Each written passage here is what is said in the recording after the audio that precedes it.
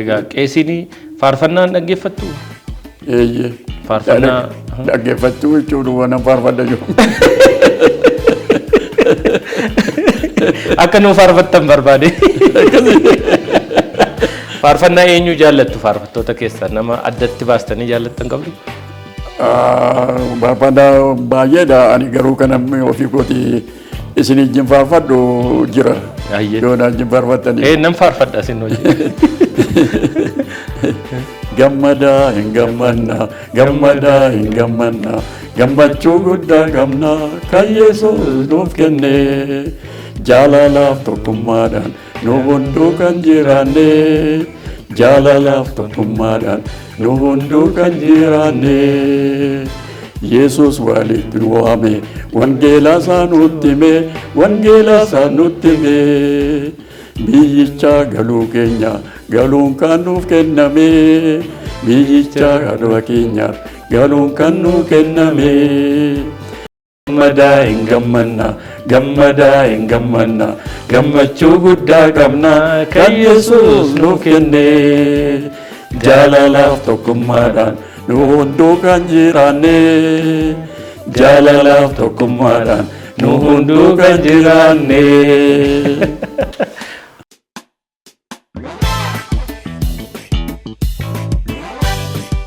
Egaan daawwattoota keenya sagantaan kun immoo akkanatti bareedee tottolee isin biraan akka geenyuuf immoo gaheen ispoonsaroota keenya daran olaanaadha.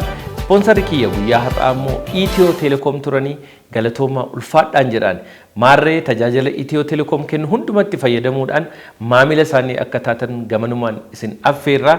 Gammadaa shoo waan nu deeggaraa jirtaniif nu gargaaraa waan jirtaniif uummata biraan gahaa waan jirruuf ammoo galatoomaa jennaan. Maarree gammadaa shoo torban kana akkuma baratame keessummaa baay'ee adda ta'e kanaan dura namni baay'een argee nama hin beekne nama seenaa Oromoo keessatti hogbarruu Oromoo keessatti keessuma macaafa qulqulluu afaan Oromoo keessatti immoo nama seenaa baay'ee guddaa qaban nama kabajamaa akkasumas gammadaa shoo irratti immoo nama umriidhaanis umrii guddaa qaban yeroo jalqabaatiif doktora kabajaa luba Tasgaraa Hirphoo qabadhee dhiyaadheen jira. Hanga xumura qophii keenyatti nu waliin tura. Gammadaa shoo daawwachuudhaan nu faana tura isiniin jenna.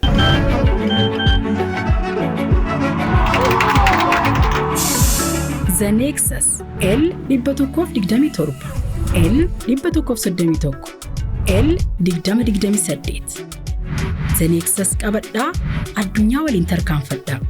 Itiyoo Telekoom irraa.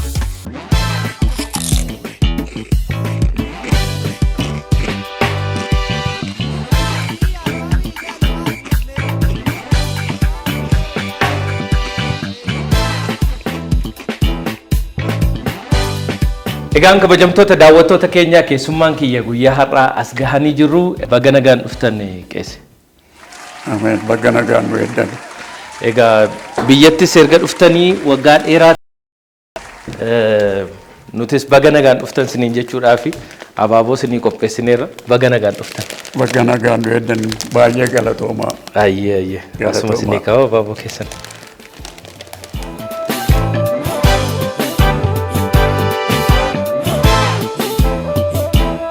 Egaa sagantaa keenya cheers jennee gal cheers. Akkana kun.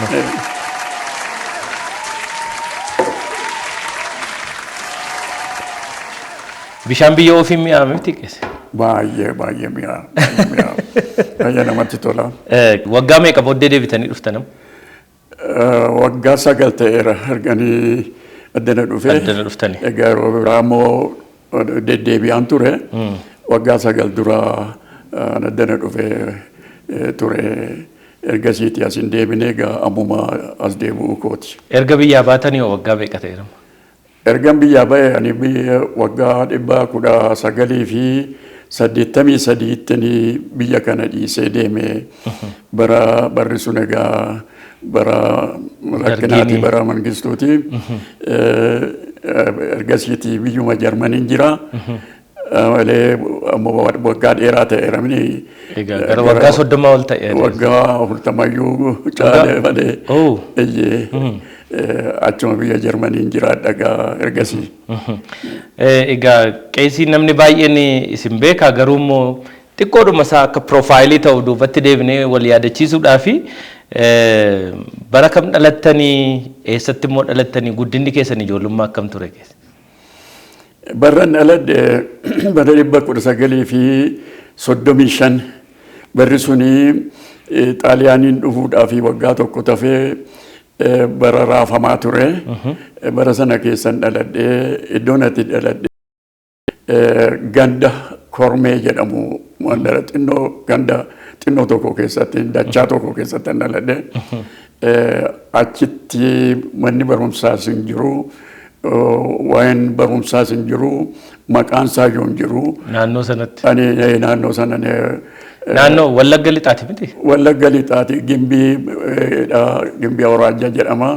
Gullisoo Waradaa jedhama yeroo sana. Gullisoo jala jechuudha. Gullisoo Waradaa dhagaan keenya. Gullisoo irraa yommuu hiixuudha. Laftiin Kormee jedhamu. Gullisoodhuma irraa yommuu ba'u Gullisoon immoo yuubdoo yuun naqaa. Karaa yuubdoo irra bahaa. Ankeenya gaanii yuubdoo tun ga'initi harka mirgaatti jallatu. Kormee kan jedhamu gaanii gandi tokko jirti. Gandi xinnoon tokko namoota muraasatu keessa jira. Qotee bulaa akka 200 hin caalu kan achi keessa jiru. Achuma keessatti dhaladhee achuma keessatti guddadhee yommuu gara waggaa 10 ta'u macaafi qulqulluun biyya keenya dhufee mana obboleessa kootii dhufee achittan jalqabee manuma barumsaa kan jedhamu iyyuu jiru macaafa qulqulluu dubbisuudhaan jalqabee. Barumsumti keessan jalqabaa qubeema dubbisuu kan jalqabdan macaafa qulqulluu dubbisuudhaan. Qubee kan jedhamu waan tokko iyyuu waraqata kan jedhamu iyyuu ijaan argine hin beeknu hin jiru. Macaafa qulqulluu kana nama tokkotu fidee obboleessa kootti gurguree obboleessi koo immoo nama kan biraa irraatii waa dubbisuu bare. Wanti dubbisan immoo hin jiru. Waan tokko iyyuu hin jiru. Macaafa kan jedhamu biyyuma keessa hin jiru. Isa dubbisee yeroo hundumaa waan dubbisuuf baay'ee maatii keenyatti tolee. Maatiin keenya baay'ee bal'aadha. Nama 8 abbaa tokkoo fi haadha tokko irraa kan dhalanne. Utuma jedhuuni dubbiin kun baay'ee waan gurra kootti tolee fi anis isarraa baruun narra jira jedhanii qubee kana bare.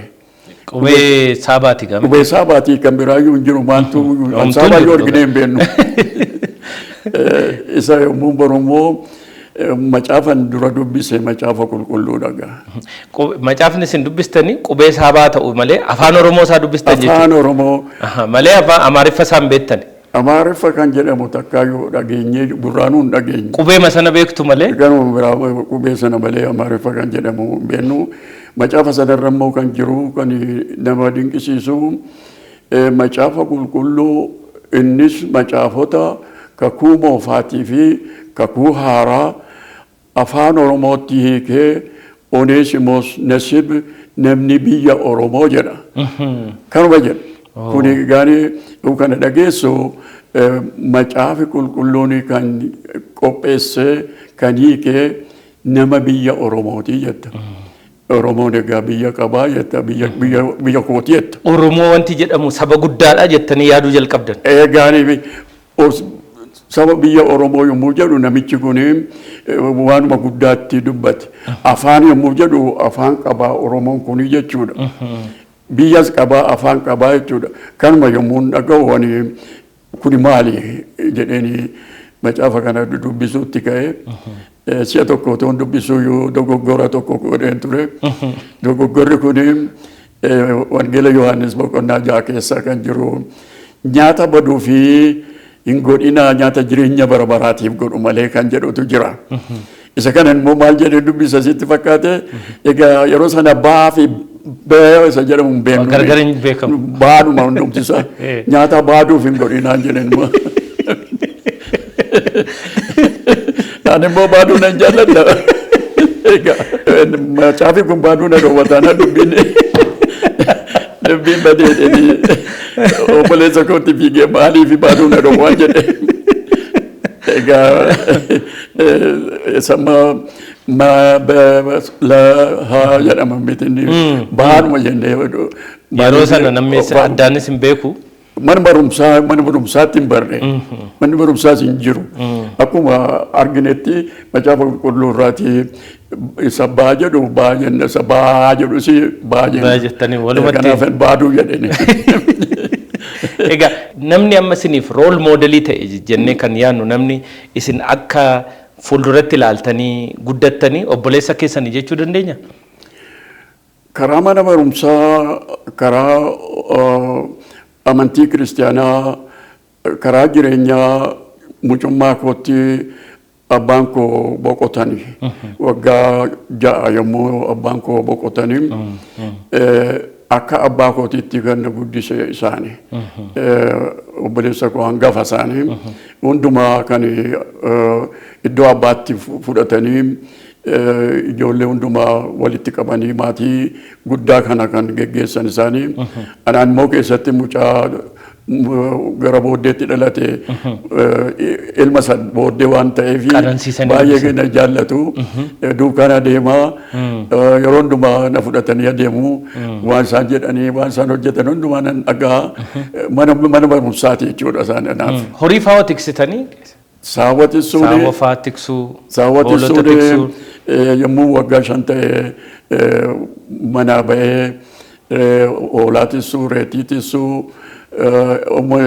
dabalee immoo jabboota tisuu saammoo dabaree tissina saawwa dabaree tissina si'a takka miti nama tokko miti muuni guddadhee akka nama waggaa 10 ta'e immoo jaldeessa midhaan irraa eeguu qamalee midhaan irraa eeguu wanta akkasii kana wanta akkuma humna isaatiitti akkuma guddina isaatiitti hojii namaa kennu hojii akkasiin hojjechaa ture. Qonnaa qottanii? Qonnaa yoo kan guddadheeti si'a tokko qoteera. Qotiyyoo macamadee qoteera gindii. Haa ta'u iyyuu malee garuu isin ijoollummaatti gara barumsaa gara waa dubbisuu maal kanatti turtanii jechuudha. Egaa inni karaansaa nu bira waan tokko yoo hin jiru erga waa dubbisuu baree ollaa ganda Balambaraas Gammadaa Urgeessaa jedhamutti manni barumsaa tokko baname. Egaa yeroo suni reefuu Ixaaliyaaniin biyyaa ba'a. Waggaa 12 immoo yeroo sana mana barumsaa sanan Oma kootii fi egaa manatti afaan Oromootiin bare yommuu itti dhaqani manni barumsaa immoo afaan Amaariffaatti. Afaan Amaarinyaa kanaan waa dubbachuun baay'ee ulfaataadha. Egaa afaan Amaaraa namni dubbatu immoo nama beekaa fakkaata. Afaan Amaaraan dubbatu taanaan hin beektuuti wallaalaadha. Egaa achitti afaan Amaaraa kana tokko jedheeni jalqabee baruu. Waraqata caafuu immoo jiru waraqata humtuu jiru. Waraqata iyyuu achittan arge. Waraqata caafuu immoo jalqabee yeroo sana manni barumsaa kun kan mootummaati. Mana barumsaa mootummaa kana keessatti wanta ittiin caafan namaa kennu. Inni kun walakkaatti muraniitu ijoolleedhaaf kennu waliin ga'u waan ta'eef. Waraqaa maciranii walakkaatti muraniitu itti kennu isheetti qaratanii. Irsaasiidhaan jechuudha. Irsaasii kana qaratanii isheedhaan caafu. Ani immoo isheeyyuu gadi qabeetanii baay'ee jabeessee. Bareechitanii. Baalan beeka warransaayyuu haayuu jedhu jabeessanii karaa duubaayyuun dubbisu. Daftee dhumti miti yeroo jabeessanii barreessan immoo. Egaa na duraa bada waraqaan kun jenneen jabeessee irratti akkasitti caafaa ture. Booddee ijoolleen natti kolfanii maaliif akka gootaa jedhanii. Ani immoo egaa sirriitti caafuu na barbaachisa erga ta'ee manatti caafuunis hin jiru waan tokkos hin jiru dubbisuun waan bare. Dubbisuun nan bare immoo afaan Oromooti. Inni sun immoo adda. Wal sin jalaan dhoofne Amaariffa qubeechi tokkuma afaan Oromoo akkasitti barreeffama Amaariffa akkasitti barreeffama. Isuma namni siin jedhe kana isuma bee jedhan hin beeknu baadhuma. Akkasumas Amaariffas akkasumatti dubbisaa turre. Kanaaf amma namni maqaa kabbadaa kan jedhuuf kanaaf. Kanaaf amma kabbadaa jenna malee kabbadee kan jedhamu immoo maqaa dubartii nutti fakkaata. Kabbadee jechuun dubartiidhaan akkasitti moggaasu miti. Kabbadee jennaa malee kabbadaa jennan amma kabbadeedhaan. Wanta akkasii kana waan baay'eetu jira kan kana fakkaatu maqaa alaa kana haleellee hin beennu nuun ta'u nu galuu dida. Garuu mana barumsaan sun amma kutaa 3 gowwaadha kan qabu. Achitti ba'uun immoo dubbii kan biraati inni immoo ergan fixe immoo eessan naqaan jedhe. Fagoodha inni itti aanee jiru. Inni miilaan akka sa'aatii tokkooti akka galatti sa'aatii 2 ganama boroo manaa ka'ee fiigee achi dhaqa. Guyyaa achooleen galgala manatti gala galgala san manatti galuu dadhabaa kootu san joore kanatu manatti galee waan naa kennan nyaadhee dafee rafa. Ganama yommuu koo bultee dafee bultee nyaadheen fiigee dhaqa. Booddee dhaqan immoo nama reebu. Adabbiin jira yeroo sanas. Harka keessa nama rukutu waan ta'eef harka koo keessa takkaan rukunne dafee ma fiigee. Gammachuu wayis jira waa barachuu barbaaduun hawwiin. Waan barachuu kanatti baay'een itti ariifadha. Baay'een ijoolleen naajiin jalqaban keessaati namni na duukaa bu'ee donan ga'ee dhiisii walakkaasaa ga'ee hin jiru hin dhiisani. Ani garuu barumsa kana dhiisuu hin danda'u kan jedhamu duukaa bu'e. Yeroo mana duukaa bu'u warri Siweedinii mana barumsaa Najjootti bananii jiru. Najjoo kana beekta se'a. Najjoo kana dhaquudhaaf inni sun iddoo bultii qabu isaani.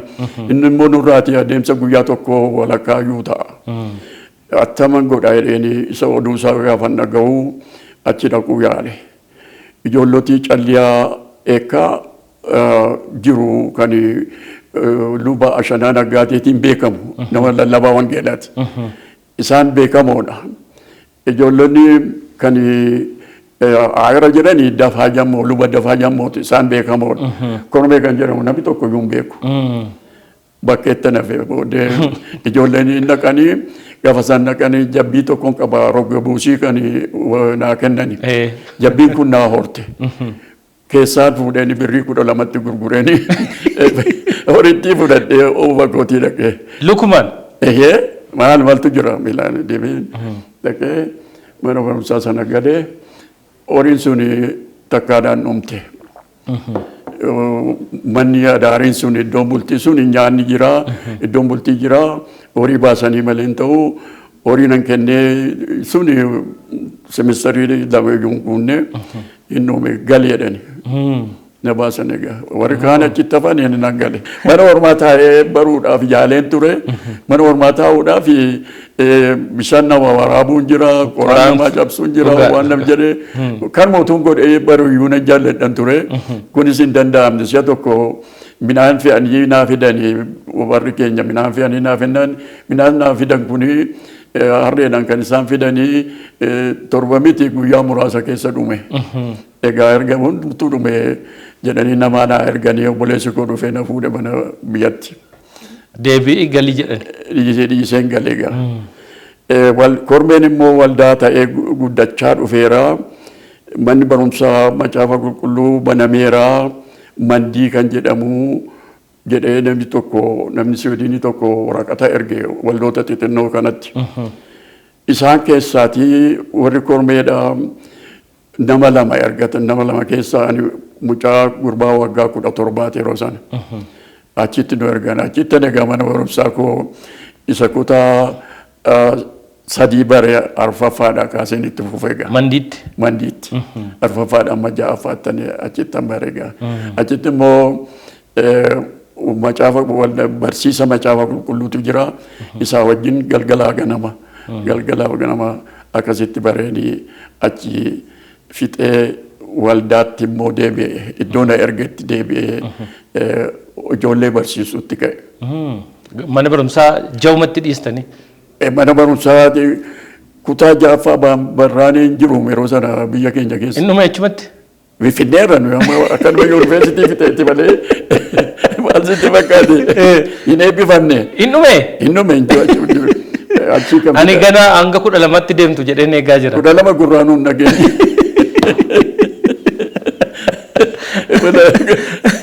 Maaltu jira gaani yeroo sana ijoolleen warri na wajjin turanii gariitii Finfinnee Addis Ababa kan dhufan jiru. As jira garuu? Naqamtee manni barumsaa jira.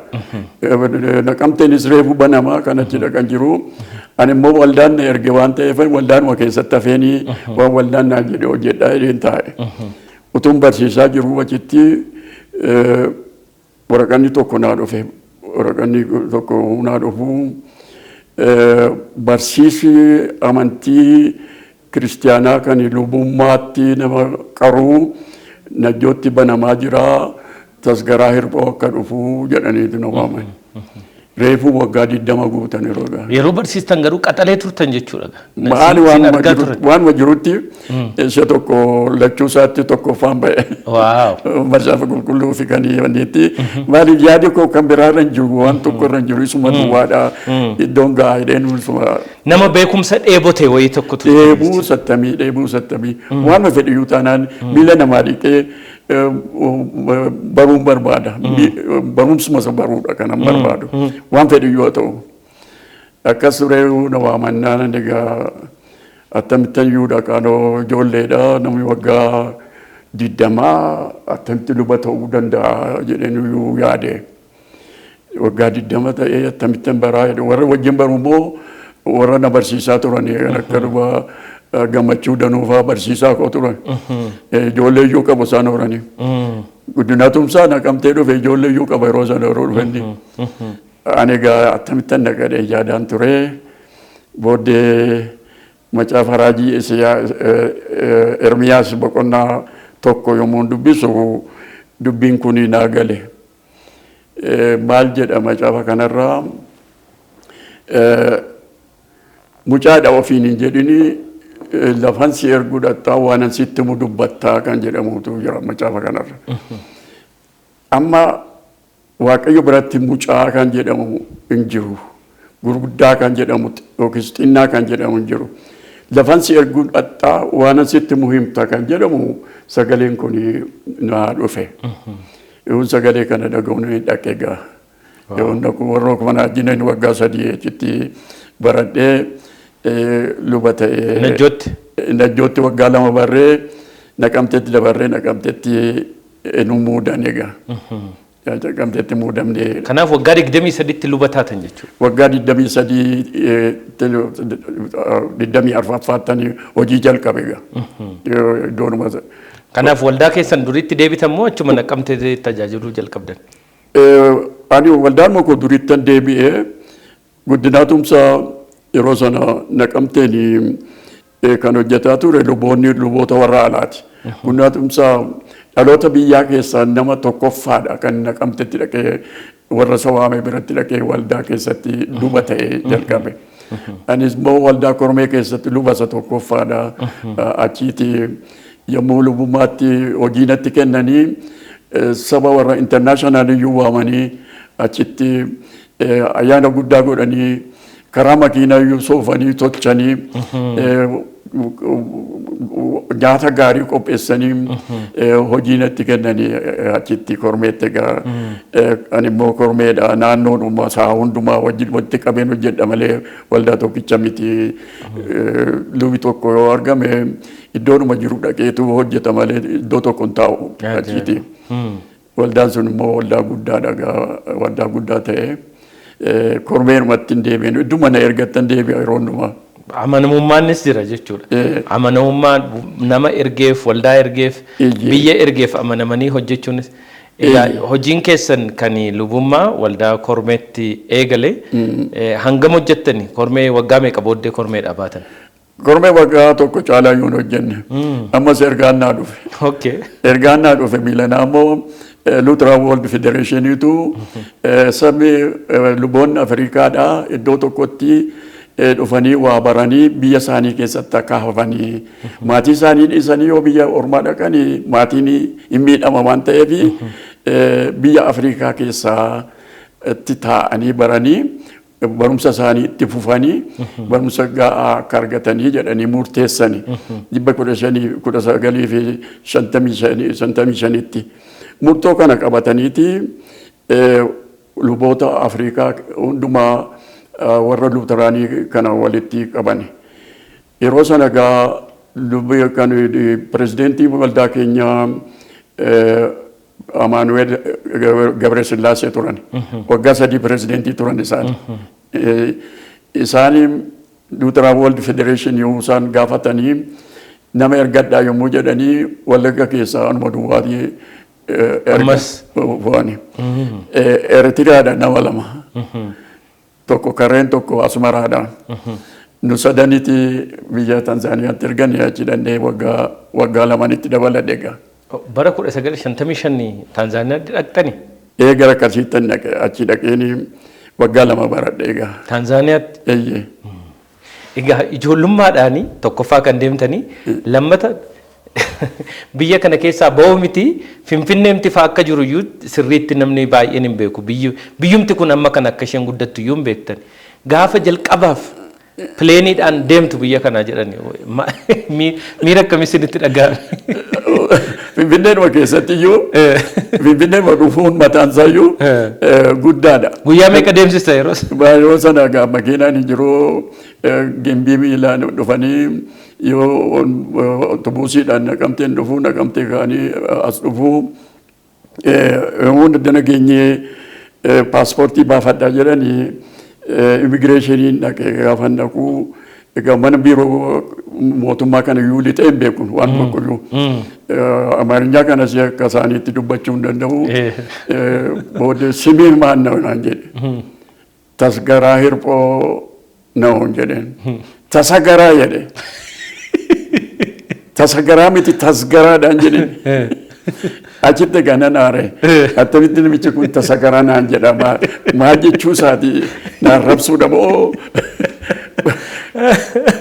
wallaalaa ta'eetu moo kisnaan rabsuudhaaf kana jedheen baay'een aare booddee gaafa aareen fidala ishee nuguus isaan jedhan seeqeensa 3 qabdu tasgaraa jedheen caafeetti kenne akkasitti maqaa koo gaafa sanaa jalqabeen ani eenyummaan koo akkasitti jijjiiramuu danda'a maadheen itti yaaduutti ka'e.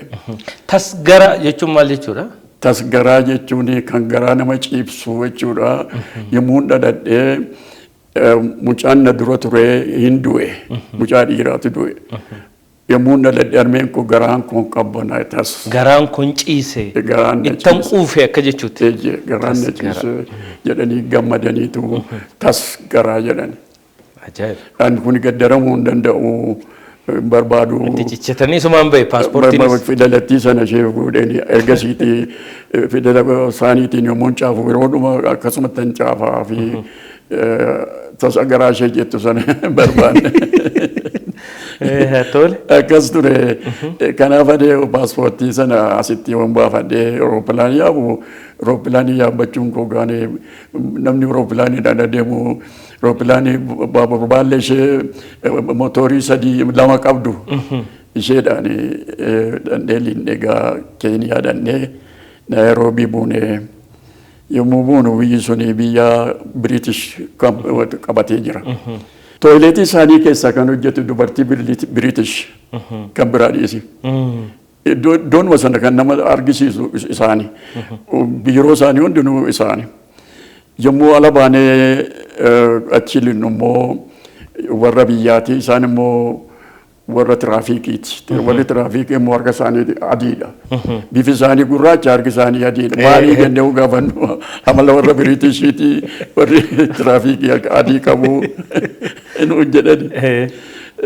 Isa keessa dabarree mana keessummaatti nu geessan egaa achi baanee immoo guyyaa tokko autobuusiin adeemnee Mooshii geenye Mooshiidhaati. Maraangoo iddoo jedhamu Tanzaaniyaa xayyaaraan hin deemne jechuudha. Xayyaaraan hin deemne. Xayyaaraan amma Naayiroobiitti jiru yeroo sanatti yoo jiraate immoo Dar es Salaam malee isa amma Arushaa kana miti. Arushaan jiru yeroo sana akkas ture. Kanaaf Arushaatti barattani waggaa 2? Waggaa 2 gaa Maraangoo kan jedhamutti baranne ammas ani isaan keessaati ijoolleedha. warra kaan hundinuu warra hojii keessa ture warra dulloomeyyuu keessa jiru hojii gadhiisanii torotaa kan galaniyyuu jiru. Egaa isa achitti egaa warri na beekanii pirofesoronni sadii ni tokko biyya Hindii dhaqi malee atoo ijoolleedha naan jedhatu jedhee inni kaan immoo Jarmanii sii wayyaadhe inni kaan immoo Ameerikaa sii wayyaa deemuu si barbaachisaati barumsatti fufinaan jedhan achittis egaanii waa'ee barumsaa kana yaada barumsuma achittis barumsa kana eessuma jedheen yaada baay'een yaadaan duukaa bu'aa ture hundeen umtisaa maali kan jedhamu hundee isaa biran ga'aan jedha akkasitti na deemaa ture.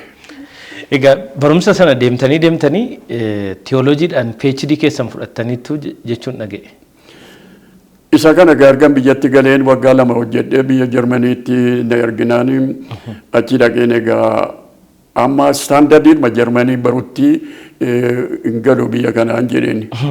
Standardii Jarmanii kanatti barattu duraan dursitee afaan ittiin barattu yoo barattu laatinii barachuun sirra jira. Giriikii barachuun sirra jira. Ibraayisxii barachuun sirra jira. Kan immoo maaliin baradha? Afaan Jarmaniitiin Giriikii baradha. Afaan Jarmaniitiin Ibraayisxii baradha. Afaan Jarmaniitiin Hebruu baradha. Kana waggaa 3 na fudhate kana hundumaa keessa darbuudhaaf. Keessa darbee yuunivarsiitiitti galummoo fidii kan ittiin sekondarii barteen ani hin qabuun jedhe anoo sekondarii miti funaannadheen waan cocoradheen iddoodhaan walitti qabee fide malee qabateen waan dhufeen jedhee waraqaan toora galee hin jiru. Egaa ijoolleen akka kootii immoo baay'eedha. Kooleejiin tokko jira kooleejii sanatti nu erganii kooleejii sana keessa uummalli afaan Jarmanii duruun fatanaa bahee waraqata argadhee biyya Jarmanii keessatti baruu hin danda'a kan jedhu isa yommuu fixu yuunivarsiitiitti darbee gaa. Yuunivarsiitii darbee. Kanaaf afaan Jarmanii haasa'uu dandeessu? Haasa'uu miti nan baradheetti maastireetii gosaan hojjedhe. Afaan Jarmaniitiin? Eeyyee qaba. Kanaaf afaan Jarmanii xiqqoo yoo naasa'e amma naa deebiif ture? Mee jedhi kaa mee jedhi. Afaan Jarmanii kanan beeku Guten Tag. Guten Tag. Guten Abend. Guten Abend. Guten Abend. Ich heiße Gammada. Ich heiße Gammada. Gammada Olaanaa. Gammada Olaanaa. Ich heiße Gammada Olaanaa. Afaan Jarmanii haasaa jirra daawwattoonni akka booddee maqaan koo Gammada Olaanaa jechuudha. Mitire Guten Morgen jechuun Good Morning jechuudha. Good morning. Akkam bultee. Akkam bultee Guten Morgen. Guten Tag. Guten Abend. Guten Abend. Guten Abend. Eessatti baratte kana? Yuunivarsiitii Finfinneetti dipaartimentiin Jarmanii jira ture afaan Jarmanii. Yeroo irraa hafaa keenya namni barbaade habaratu jedhanii yeroo kutaa guyyaa muraasa kanan galee akka ji'a tokko wayii garuu deddeebi'ee baay'ee jabaadha afaan Jarmanii barachuun. Afaan addunyaa kanarraa jabaanii afaan Jarmanii natti fakkaata. Akkamitti yeroo gabaabaa kana keessatti akkasitti bartanii inumaa ittiin maastarsii barachuu dandeessan? Egaa afaan baruu kana fedhii jiraachuun barbaachisaadha. Ani fedha qaba. Nama nan dhaggeeffadha osoo dubbatanii. Ijoollee wajjinis taphachuu nan jaalladha. Ijoollee irraa baay'een bare. Maali ijoolleen akkuma arganitti dubbatanii ijoollee irraa nan bara. Macaafa ijoollee yommuu dubbiftu sii galu hin gammadne. Macaafa nama gammachiisu akkasiif waan dubbisa. Nan gammada gaa afaan Jarmanii beekaa jedhee. Isuman beekuu yommuu dubbadhu namni na jalaa qabu immoo guddaan gammada. Isa akkasitu na gargaara egaa namni abdii kutatu afaan sana baruu hin danda'u. Baay'ee afaan jabaa. Amma yooma Die Hand jedhama harki kun. Die Hand. Die Hand. Diini artiikilii isaati. Der Finger jedhamu immoo der Finger. Finger. Attamitti garaagarummaa ta'ee jedheen gaafadhe warra na barsiisu. Kunoo guddaadha akka biyya keenyaatti isa guddaatu der jedhama. Isee xinnoon kun der jedhamte isheen kun dii jechuun immoo xinnoo dubartii jechuudha. Diifraa'oo jetta dubartiidhaan. Deerman jetta namaan immoo mini dhiiraani. Deerman jetta. die Frau jet. Wanta xinnoodhaan dii jedhu biyya keenya afaan Jarmaniitti. Attamitti kuni der Finger ta'ee die Hand jedhamee. Inni guddaan xinnoo ta'e xinnoon akkamitti guddaa ta'e. Seeruma Jarmaniitti akkasii akkasumatti yoo baruu barbaadde kanumaa naan jedhani. Ibsa biraas hin barbaachisu. Ibsa biraa hin jiru hiikaan qabu. Achumaan itti fuftanii PhDs fixxaniitu natti fakkaata. PhD achitti isa kan ulfinaa addanatti naa kennani. Addanatti waldaa kootu PhD jechuun doktorii ulfinaa asitti naa kennan malee achitti kan warreeni hojii hojjedhe kana yommuu raawwadhu asitti na waamanii asitti doktorii ulfinaa naa kennan malee PhD hin hojjenne achitti.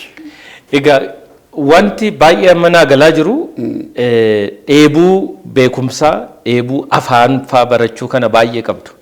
Egaa amma kan isin baay'ee ittiin beekamtan inni guddaan kitaaba afaan Oromoo kitaaba macaafa qulqulluu afaan Oromoo saabaadhaan barreeffame jalqaba saabaadhuma sirreesseen barreessaa jettanii gadi teessanii saabaadhaan akkasiin barreessitanii kanan beeku. Ergasii immoo afaan Oromoo laatinitti jijjiiru. Yaanni kun akkamitti isinii dhufuu jalqabe? Inspiraashiniin sun eessaa isinii dhufe? Sila waa'ee Oneesimoos dubbadheen ture. Afaan Oromootti namni biyya Oromoo jedha. Macaafi kun eessaa ba'e eenyutu hiike eenyutu eessa seenaan isaa eessa jiraa jedhanii qorachuu jalqabe yaaduu jalqabe. Namni natti mun jiru hin jiruyyuu. Mana barumsaa keessa dhaqe keessatti tokkicha maqaan isaa hin jiru. Namumti namatti dubbatu hin jiru. Kan ittiin kiristaana ta'an immoo isaan hiikeeni. Macaafi kun immoo biyyatti akka hin galleef mootummaan dhoowweera. Inni jiru immoo dhumeera. Yommuu hojii jalqabee inni jiru erga dhumeetii macaafa haaraatti hiikuun nurra jira. Kan jedhamuun pirezidentii Sinodoosii lixa biiftuu yommuu nu godhanii murtoodhaan jabeessee qabe. 1975tti har'a waggaa 51 dura achitti jalqabsiifnee namoota Finfinneetti erginee akka isaan hiikaa kana jalqaban goone.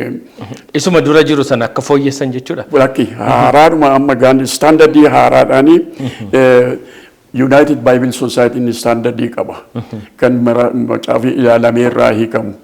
Akkasuma immoo afaan Ibraayistii irraa Old Testamentiin kakuu haaraan kakuu moofaan kakuu haaraan immoo Giriikii irraa oriijinaalii irraa ilaalanii warra standardii ta'e kana wajjin walitti ilaalanii itti hiiku isa akkasii akka nuu ta'u kanaaf nama kana beeku itti goonee jalqabnee asitti Finfinneetti hosteela kana keessatti jalqabame illee nama 3 ta'anii mucaan durbaa Baabullis Daaqaa kan jedhamtu immoo ishee caaftuudha. Akkasitti asitti jalqabame yeroo sana yeroo pirezidentii ture dubbiin kun jalqabame jechuudha. Inni kun egaanii bara Mangistuun biyya kana mo'aa ture bara amantiin biyya kana baduu qabaa kiristaanummaan hin jiru. Kiristaanumni hidhamaa turanii ijoolleen keenya mana hidhaa jiranii namni yommuu du'u sababii amantii isaatii fi jirtan yoo jedhan immoo jirra inni kana hiikaa turre dana Finfinnee teenya. Egaa asitti hiikamee dhumee utuun hin dhumin biyya Jarmanii dhaqee biyya Jarmanii yoon dhaqee achi taa'ee hojjechuu jalqabee warra kanaa wajjin korrespondensiidhaan akkasitti raawwannee fidela saabaatiin maxxanfame. Yeroo sana makiinaan ittiin caafan iyyuu baay'ee rakkoodha. Makiinaan ittiin afaan Oromootiin fidela saabaa caafan hin jiru. Inni kan Amaariffa barreessu sun hin barreessu. Isa nyaawwa duwwaa malee hin jiru. Egaa tam goota sitti fakkaata mucaan caaftu kuni daa caafteetu mataa isaarraa rukutti. Jedhama gaa. Daa fuuteetu daa goote isaan dabaa jedhan. Ishee uume jechuudha. Maali jira gaa wanti tokko kan uuman jira. Akkasitti macaafa qulqulluu guutummaatti iddoo dhaa jirutti isheen daa caaftee mataa rukuteetu daa goote. Isaan dadaa jedhan dhadhaa jette. Sani dabaa jedhani dhaabaa jette. Akkasitti hojjetamee dhufee gaafa jedhu egaa achi teenyee duukaa buunee duukaa ati warraa kosuu duukaa buutee isa afaan hiikaansaa nama rakkisu kana gargaaraa turte.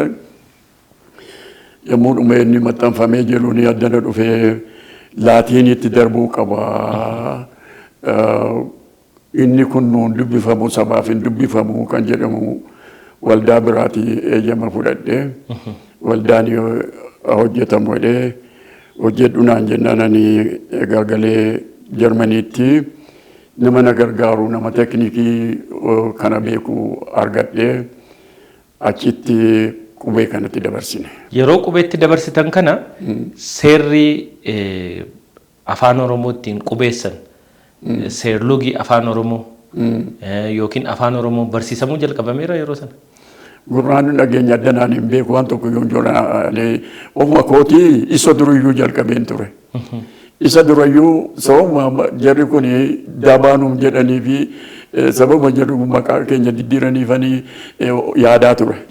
Haa la ma isa jedhuu fi haa isa jedhu isa hii jedhuu fi hii isa jedhu attamitti akka fidala kanatti galu hunduma isaa dura qopheeffadheen taa'een utuu kanan jalqabini kan of biraa qaba.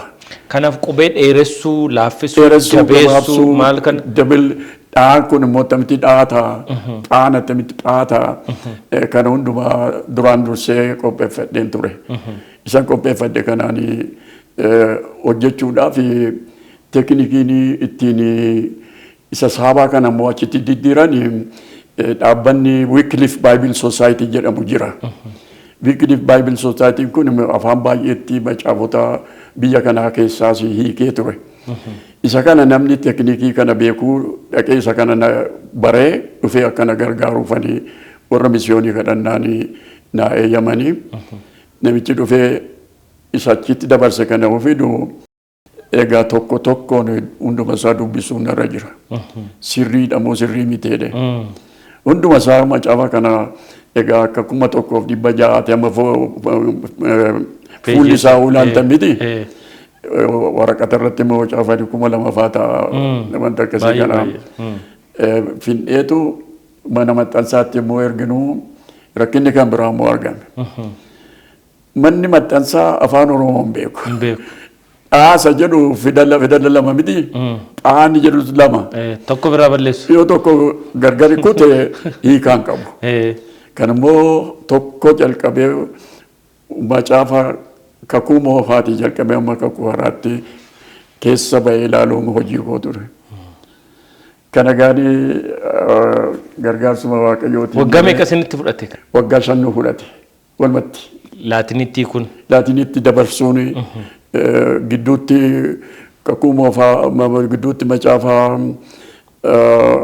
kakuu haaraa fi faarfannaa daawit maxxansiifne. Inni egaa 1995 ture. Akka faranjitti. Isatti fufneetu guutummaa isaa walumatti isaa hojjennee isa immoo 1997 raawwate. Inni egaa yommuu dhumuu 100,000tu qopheessinee as argine biyya kana keessa. Koppii 100,000. 100,000tu as guddaadha. Lakkoofsa baay'ee guddaadha. Kan biyya ga'ee isaa. Isatu biyya ga'ee ergasiitii waggaa 10 ta'ee 2007 immoo koppii 1,000 fi 1,100 fi 2,000 maxxansiifnee isa sachuma taa'een hojjedhee. Jarmanitti. Eessatti maxxansitu turtan egaa? Jarmanumatti maxxanfame? Seewul biyya Kooriyaa. Saawus Kooriyaatti maxxanfame hundumti isaa. Achitti isa maxxanfame kana asitti argine egaa isa kana amma biyya keessa kan ga'ee jiru. Yeroo sana afaan Oromooyyuu mana barnootaatti baratamuun eegalle miti qubeen. Maaltu waa'insa hin jiru. Waa'insa maaltu jira. Wanti jiru yoo jiru wallaansoo ture kaa. Hojiin kun kan warra kaaniiti dubbiin kun yommuu hin jalqabeyyuu namoonni baay'een hin jaallanne. Wanta akkasii kun ta'uu qabna nuyi dhiisinaan jedhaa turan.